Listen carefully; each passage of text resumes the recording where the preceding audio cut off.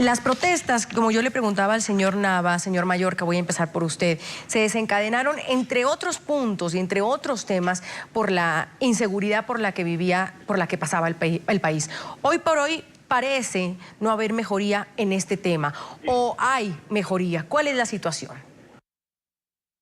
Es bastante complejo porque esto habría que analizarlo delito a delito, pero en términos generales lo que hemos percibido, por lo menos en el indicador que uno puede manejar, que son las muertes violentas, es un incremento con respecto a los meses precedentes. Por ejemplo, en el Distrito Capital, comenzamos en enero con 13 muertes violentas en promedio diario. Luego en febrero fueron 14 muertes violentas. Y en marzo, que es el mes que ustedes citaban en la intro, fueron 15 muertes violentas promedio diario. Eso es más o menos lo que se está viendo en la actualidad en Caracas. Hubo además un repunte en materia de secuestros durante las últimas 2 semanas. Este asunto estaba como paralizado, los secuestradores como que no estaban muy activos. A propósito, infiere uno de lo que es la conflictividad en las calles, que se inició el 12 de febrero.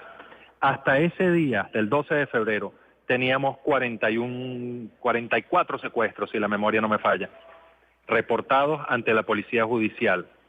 Y luego de este pequeño parón hubo un repunte y hoy en día estamos manejando una cifra de aproximadamente 54 secuestros reportados.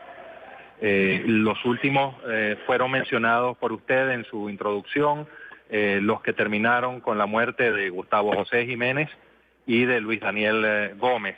Y además el de Nairobi, este es un caso bastante extraño, por cierto.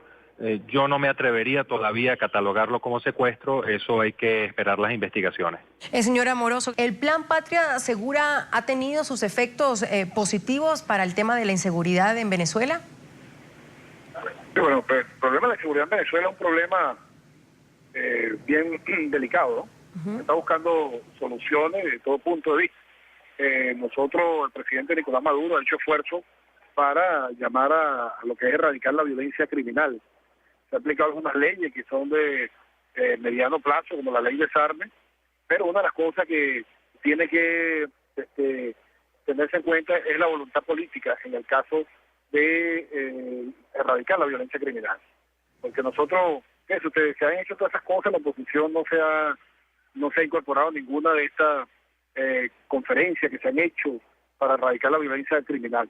Pero sin embargo vemos que cada vez que se captura a un delincuente, cada vez que estos delincuentes, secuestradores, asesinos, entonces viene la oposición también y empiezan a hacer alarde de que se están violando los derechos de esa persona, le sacan a la mamá, sacan a todo el mundo ahí y resulta que la persona tiene un prontuario de 5 entradas a la policía y toda esa serie de cosas, ¿no? Entonces yo creo que es un tema que tiene que tratarse sin ningún tinte político para poder avanzar en verdaderamente erradicar lo que es la violencia criminal en nuestro país. Esto, sin embargo, se sigue haciendo esfuerzo para poder luchar contra eso.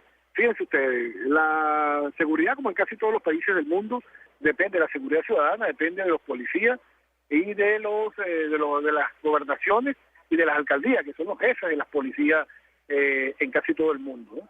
Y Venezuela, que ahora tiene una policía nacional que está funcionando hace unos 2 años para acá, pero es poca, porque está empezando a arrancar con eso, tiene pocos funcionarios. Pero los funcionarios verdaderamente policiales, los jefes de la policía, son los gobernadores y los alcaldes. Entonces vemos que, por ejemplo, el estado Miranda, que es uno de los estados que tiene mayor índice de criminalidad, precisamente lo gobierna es la oposición, lo gobierna el señor Capriles Radosky, ¿no?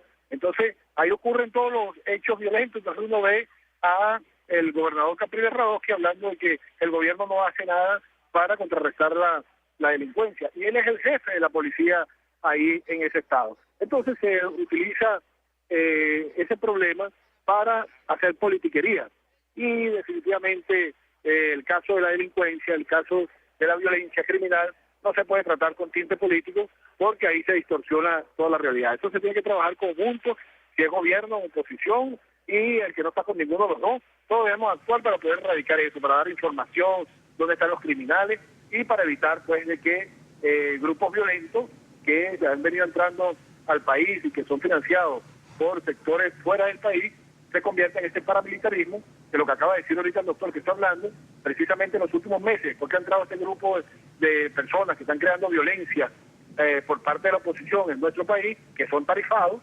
se ha aumentado el número de secuestros en nuestro país. Señor. Eso yo lo alerté porque Colombia ha vivido ese problema de que empezaron a fomentar el paramilitarismo y ahora son los paramilitares en Colombia los que secuestran, los que cobran vacunas, los que tienen extorsionado a la gente en la frontera colombiana y en la frontera venezolana. Dos puntos importantes, que el tema de la inseguridad ha tomado tintes políticos y el otro también señalando la responsabilidad de los gobernadores y los alcaldes, cuando quizás en todo este tiempo hemos visto que la responsabilidad que pide la oposición viene a que sea por parte solamente del gobierno. ¿Hay una responsabilidad compartida en este tema? Efectivamente. A mí no me gusta analizar esto en términos de política partidista o de responsabilidad asignada únicamente a un solo factor. Pero hay que establecer algunos datos bien concretos de las pocas cifras que uno dispone. De los 20 municipios con las tasas de homicidios más altas del país, 16 están gobernados por alcaldes que son afectos al oficialismo. Este es un dato. Si bien es cierto que en el estado Miranda hay de las tasas de homicidios más altas del país, cuando uno se enfoca en términos de municipios, uno se da cuenta que la gran mayoría de estos están gobernados por el oficialismo. Entonces tenemos una especie de química extraña en la que oficialistas y opositores se ven obligados por la realidad a trazar acuerdos e intentar establecer procedimientos operativos que les permita afrontar este problema. Nicolás Maduro, es cierto, asumió como una bandera desde el inicio de su gobierno el problema de la inseguridad ciudadana. Y no es de extrañar que hoy en día las últimas encuestas le asignen a él la mayor responsabilidad por el incremento, por el auge de la inseguridad. Esto ha sido un arma de doble filo porque la gente percibe que las medidas que se han adoptado desde el gobierno central no han tenido el efecto esperado. Eso por una parte. Y por la otra hay un dato que también es muy cierto. La gran mayoría de las policías del país están en manos de entes de la administración descentralizada, es decir, pertenecen a gobernaciones y alcaldías. Pero no ha existido una mayor centralización del poder civil armado, es decir, del poder policial, que desde los últimos 4 o 5 años a propósito de la aprobación de la ley del servicio de policía. Le doy un dato concreto. Todos los directores de policía que designen las alcaldías y las gobernaciones tienen que ser aprobados previamente por el Ministerio de Relaciones Interiores, Justicia y Paz. Eso por una parte. Y por la otra, a estas alturas, el cuerpo civil armado más importante del país es la Policía Nacional, que depende del Ministerio de Relaciones Interiores. Si a eso se le suma la Policía Judicial y el SEBIN, que en ocasiones actúa como auxiliar de policía, nosotros estamos hablando de un cuerpo civil armado a la orden del gobierno central que supera los 25.000 funcionarios. Voy a agradecer a Elvis Amoroso, él es diputado por el PSV, y también nos acompañó Javier Ignacio Mallorca, integrante del Observatorio Venezolano del Crimen Organizado, periodista especializado en criminalística del diario El Nacional, por haber estado con nosotros aquí en Zoom a la noticia. Revisamos las opiniones de nuestros televidentes en las cuentas de Twitter. Están ahí en sus pantallas. Les hemos preguntado por el asesinato de estas 2 personas, el secuestro de una periodista y qué ha pasado con la inseguridad en Venezuela. Alberto Quiroga nos dice, hasta los mismos chavistas saben que desde que está Maduro hay un bajo nivel económico y la inseguridad ha aumentado. Carlos Montoya, uno de los principales problemas es que la alta inflación genera un desempleo mayor y el costo de vida incrementa. Hacemos otra pausa. Al regreso, una controversia por el aumento de los casos de ataques con ácidos a mujeres en Colombia y en otros lugares del mundo. Ya volvemos.